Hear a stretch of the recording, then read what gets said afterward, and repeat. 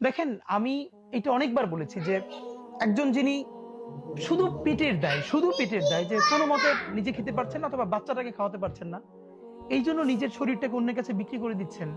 এই লজ্জা আমার থাকা উচিত যে আমার দেশে একজন নারী শুধু পেটের দায় সন্তানকে খাওয়ানোর জন্য শরীরটা বিক্রি করছেন, আর আমি তার বেশ্যা ডাকি। আবার আমাদের তো মরে যাওয়া উচিত লজ্জায়।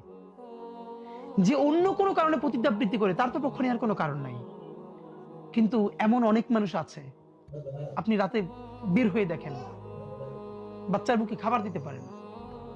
আপনি খেয়াল করেন, আমার চোখে আপনার চোখে যিনি একজন বেশ্যা, এই মানুষটা যখন এই টাকায় বাচ্চার জন্য একটা খাবার কিনে নিয়ে যাচ্ছে, সেই বাচ্চার চোখে উনি এই দুনিয়ার সব থেকে সম্মানিত জননী।